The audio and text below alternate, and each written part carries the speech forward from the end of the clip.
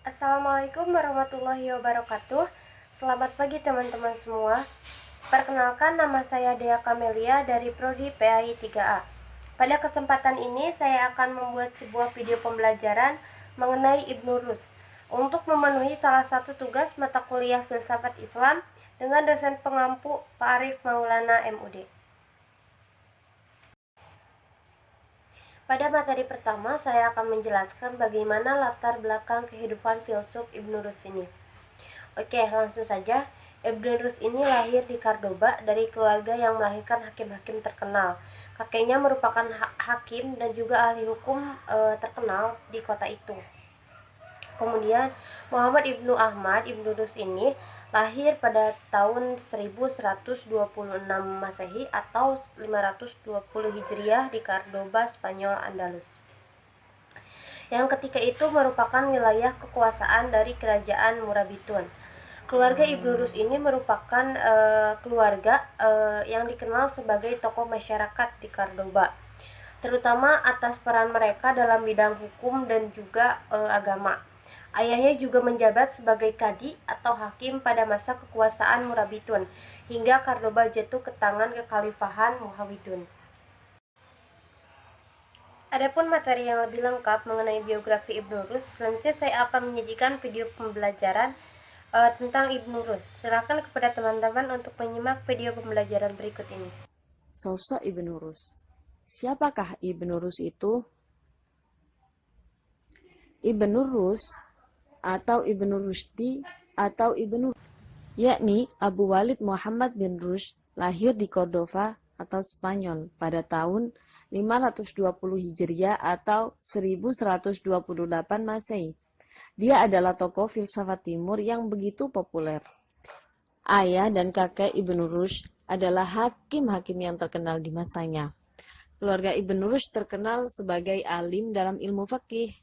Terbukti dari Ibnu Rushd yang pada saat bersama-sama merevisi buku Imam Malik Al-Mutawatta yang ia pernah pelajari bersama ayahnya. Ibnu Rushd kecil sendiri adalah seorang anak yang punya banyak minat dan talenta. Dia mendalami banyak ilmu seperti kedokteran, hukum, matematika, filsafat, dan ilmu-ilmu lainnya. Ibnu Rushd mendalami filsafat dari Abu Ja'far Harun dan Ibnu Bajjah. Ibnu Rushd pada masa-masa hidupnya ia berikan untuk mengabdi sebagai kadi atau hakim dan filsafat pada tahun 565 Hijriah atau 1169 Masehi. Ibnu Rushd juga mengajar ilmu perundang-undangan dunia dan kedokteran di Cordova. Kemudian ia berkelana ke Marrakesh pada tahun 548 Hijriah atau 1135 Masehi. Dan pada tahun itu, Ibnu Rushd diminta oleh Ibnu Tufail, seorang tabib Khalifah Yusuf atau ayahanda Khalifah Yakun pada waktu itu yang mempertemukannya dengan Khalifah. Peristiwa pertemuan ini didokumentasikan dan dicatat dalam sejarah Andalusia pada masa pemerintahan Al-Murabitun dan Muwahhidiyah. Selain itu juga, dalam dunia barat, Ibnu Rushd dikenal sebagai Averroes.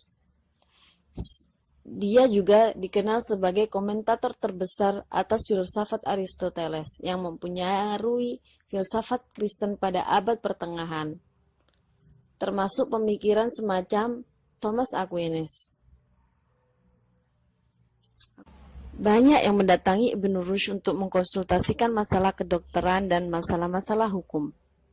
Akan tetapi, beliau tutup usia pada tanggal 10 Desember di Maroko tahun 1198 Masehi atau 595 Hijriah. Selanjutnya kita lihat apa saja yang dihasilkan beliau semasa hidupnya. Ada beberapa karya Ibnu Rushd, diantaranya dalam filsafat dan hikmah. Kitabnya yaitu Tafahud, At-Tafahud, Jauhar al-Ajrom As-Samawiyah, Tisol al-Aql al-Mufarrid fi al-Insan, Masail fi Mukhtalif Aqsam al-Mantiq, Maqala fi Ar-Rad A'la Abi Ali ibn Sina Suruh Katsir ala Al-Farabi fi Masail Al-Mantiki Aristah. Yang kedua yaitu ilmu kalam, kitabnya yaitu Fasul Al-Maqi fi Baina Al-Hikmah wa Asyariyah min Al-Ittisal, Manhij Al-Adila fi Aqaid Al-Milah Etiqad Masyayin wa Al-Muntakalimin. Terus ilmu yang kedua yaitu fikih dan usul fikih, kitabnya yaitu Bidayah Al-Mujtahid wa An-Nihaya Al-Muqtasid, Ad-Dar Al-Kamil fi Al-Fiqh, Risalah Ad-Dahaya. Terus yang selanjutnya ilmu astronomi, kitabnya yaitu Makalah fi Harka Al-Jim Al-Samawi, Kalam A'la Ru'yah Jim As-Sabitah. Selanjutnya ilmu nahwu, yaitu kitabnya Ad-Dahruri fi An-Nahwi, Kalam A'la fi Kalima wa Al-Ismu Al-Mustaq. Ilmu kedokteran yaitu Al-Kulliyat fi At-Taib, Syar Arjuwizah Ibn Sina fi At-Tib, Maqai fi At-Tiryat, Mas'alah fi Nawahib Al-Huma. Dapat kita lihat gambar kitab beberapa di antara karya-karya Ibn Rus setelah kita menjelajahi biografi beliau. Kemudian karya-karyanya pasti kalian belum puas, dan pastinya kalian masih bertanya-tanya bagaimana pemikiran Ibn Rus itu. Marilah kita ulas bersama-sama dari filsafat Ibn Rus, corak pemikiran Ibn Rus. Yang pertama, menyatukan kembali hubungan agama dan filsafat yang sedang retak. Dalam rangka membela filsafat yang terjadi serangan dari para ulama, terutama Al-Ghazali. Ibn Rus menjelaskan bahwa agama dan filsafat tidak ada pertentangan sama sekali. Terus yang kedua, menggabungkan akal dengan wahyu. Beberapa argumen yang dikemukakan Ibn Rus dalam menyikapi suatu permasalahan, Ibn Rus berusaha menjelaskan tidak hanya dengan rasio saja, akan tetapi menghubungkan rasio dengan wahyu. Terus yang ketiga yaitu justifikasi dari agama lewat Al-Quran. Sebagai rujukan kaum muslim, dia menggunakan pertimbangan Al-Quran sebagai sumber rujukan kaum muslim. Terus yang keempat yaitu mendahulukan akal daripada perasaan. Ibn Rus cenderung mengedepankan akal atau pikiran dalam segala sesuatu perkara daripada mendahulukan perasaan. Ya, selanjutnya kita beralih pada apa saja pemikiran filsafat Ibn Rus. Pertama, metafisika, kosmologi, epistemologi, keilmuan Tuhan, dan hukum kausalitas. Kami akan coba kupas satu persatu pemikiran filsafatnya. Kami mulai dari metafisika. Metafisika di dalam metafisika Ibn Rus menjelaskan tentang ketuhanan. Ibn Rus berpendapat bahwa Allah adalah penggerak pertama atau muhorrik al-awal. Sifat positif yang dapat diberikan kepada Allah ialah akal dan makul. Wujud Allah ialah esanya. Wujud dan keesaan tidak berbeda dari zatnya. Dan ada 3 wujud Tuhan, yaitu yang pertama, wujudnya karena sesuatu yang lain dan dari sesuatu. Dengan wujudnya ada pencipta dan diciptakan dari benda serta didahului zaman. Dan yang kedua yaitu wujudnya tidak karena sesuatu, tidak pula dari sesuatu dan tidak didahului oleh zaman. Dialah yang menciptakan dan memeliharanya. Dan yang ketiga yaitu wujud tengah-tengah antara kedua jenis sebelumnya, yaitu wujud yang tidak berasal dari sesuatu, tidak didahului zaman, tetapi terjadinya karena sesuatu. Diiringi bukti adanya Tuhan dengan menggunakan beberapa metode. Di antaranya yaitu yang pertama menggunakan metode dalil inayah. Dalil ini merupakan dalil yang bertumpuan pada pemeliharaan manusia dan penciptaan semua. Maujud hanya untuk manusia. Menurut Ibnu Rus, dalil inayah tersebut terbangun atas pilar utama. Yang pertama yaitu segala ciptaan yang ada di dunia ini didesain sedemikian rupa sehingga sesuai dan berguna bagi manusia. Dan yang kedua yaitu kesesuaian itu terjadi karena skenario dan rancangan yang aksiomatik diciptakan Allah dan bukan terjadi secara kebetulan saja. Semisal penciptaan siang dan malam, matahari dan bulan dengan pergantian 4 musim, dan sebagai fenomena kehidupan di dunia. Adanya tumbuhan-tumbuhan, hewan, air, api, udara, dan sebagainya. Semuanya sesuai dengan kebutuhan hidup manusia. Yang kedua yaitu dalil ihtiraq. Dalil ini merupakan dalil yang bertumpu pada penciptaan substansi untuk setiap maujud, yang kami sebut dengan dalil argumen pencipta. Dalil al-ikhtiyar yang berarti ciptaan ini maksudnya yaitu pencipta alam yang teratur, terencana, dan terkendali, menunjukkan bahwa yang diciptakan bukan tercipta dengan sendirinya. Dia menjadi sebab eksistensi dan adanya benda-benda tersebut. Dapat dikatakan bahwa teori ini selain analog dengan teori kausalitas, juga dengan teori gerak yang menunjukkan bahwa alam ini senantiasa berada dalam gerak, dan gerak itu disebabkan oleh adanya penggerak. Teori ini merupakan pembuktian adanya Tuhan yang paling klasik, paling sederhana, dan juga paling menunjukkan keyakinan bagi seluruh strata manusia, baik awam maupun terpelajar. Harakah selain dalil inayah dan ihtiraq, harakah merupakan metode pembuktian paling klasik dan sederhana yang dapat menunjang keyakinan manusia. Argumen ini disebut juga sebagai argumentasi gerak, yang menunjukkan bahwa alam senantiasa berada dalam gerak, dan gerak itu ditimbulkan oleh adanya penggerak. Penggerak yang tidak dapat bergerak itulah yang disebut dengan Tuhan. Setelah metafisika, kita beralih pada pembahasan kosmologi. 1. Penciptaan alam dan seluruh benda yang ada di alam bersifat partial dan tersusun dari dua elemen yang saling berlawanan, yakni materi dan bentuk. 2.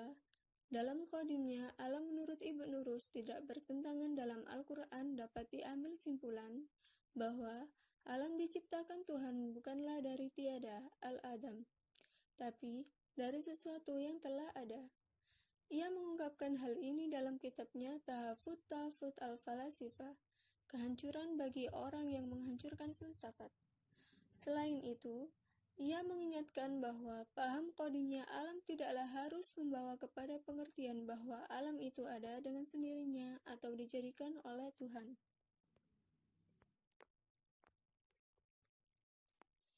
Kita lanjut pada penjelasan epistemologi. Dalam penjelasan epistemologi disebutkan bahwa 1. Akal sebagai penghasil pengetahuan yang bersifat universal, yang mempunyai tindakan untuk menyerap gagasan, konsep yang bersifat universal dan hakiki. Maka, dalam kitabnya Fas al-Maqal ini, Ibnu Rushd berpandangan bahwa mempelajari filsafat bisa dihukumi wajib, dengan dasar argumentasi bahwa filsafat tak ubahnya mempelajari hal-hal yang wujud, yang lantas orang berusaha menarik pelajaran atau hikmah atau ibrah darinya, sebagai sarana pembuktian akan adanya Tuhan Sang Maha Pencipta. Semakin sempurna pengetahuan seseorang tentang maujud atau tentang ciptaan Tuhan, maka semakin sempurnalah ia mendekati pengetahuan tentang adanya Tuhan. Bahkan dalam banyak ayat-ayatnya, Tuhan mendorong manusia untuk senantiasa menggunakan daya nalarnya dalam merenungi ciptaan-ciptaannya.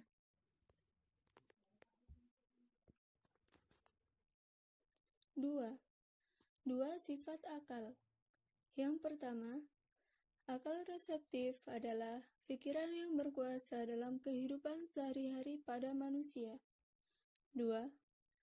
Sifat teoritis disebut dengan akal aktif karena akal yang menjadi sumber dari segala akal manusia yang bersifat satu dan universal. Pemikiran keempat Ibnu Rushd adalah ilmu Tuhan. Poin pertama, pengetahuan Tuhan itu bersifat kodim, yaitu sejak azali.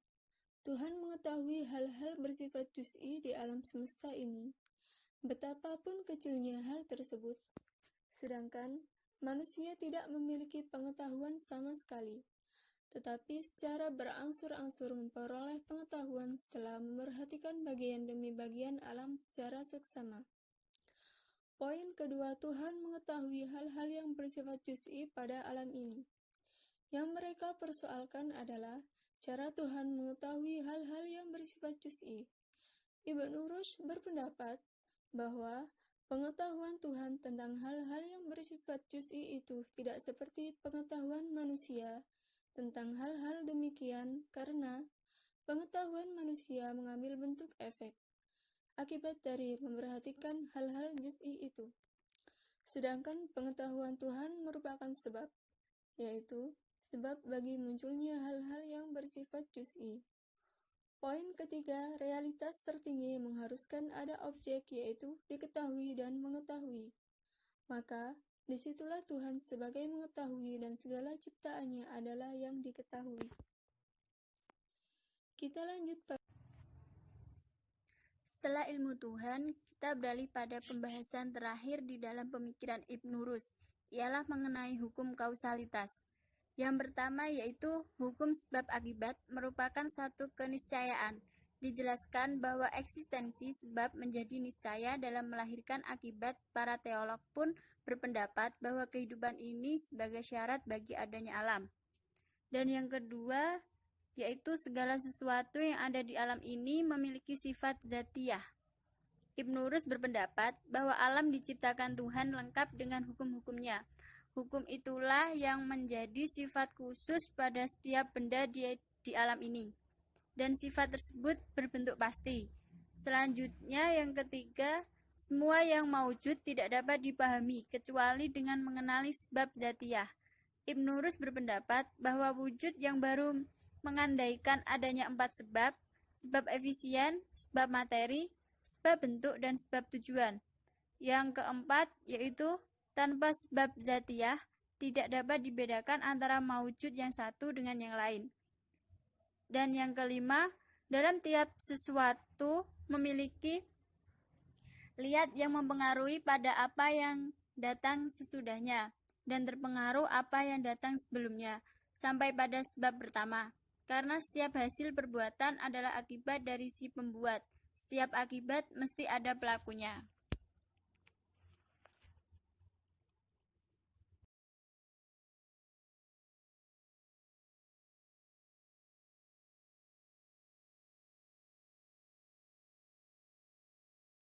Setelah teman-teman semua menyimak video pembelajaran dari Ibnu Rushd, selanjutnya saya akan menjelaskan apa yang dimaksud dengan pengetahuan. Adapun pengetahuan yaitu informasi atau maklumat yang diketahui atau disadari oleh seseorang. Pengetahuan termasuk tetapi tidak dibatasi pada deskripsi, hipotesis, konsep, teori, prinsip, dan prosedur yang secara probabilitas adalah benar atau berguna. Atau secara singkatnya, pengetahuan ini merupakan berbagai gejala yang ditemui dan diperoleh manusia melalui pengamatan akal. Selanjutnya timbul pertanyaan, apakah manusia bisa memperoleh pengetahuan? Jawabannya ya, manusia bisa memperoleh pengetahuan. Lalu, dari manakah pengetahuan itu berasal? Pengetahuan menurut Ibnu Rushd berdasarkan atas realitas-realitas wujud dan juga atas sumber lain.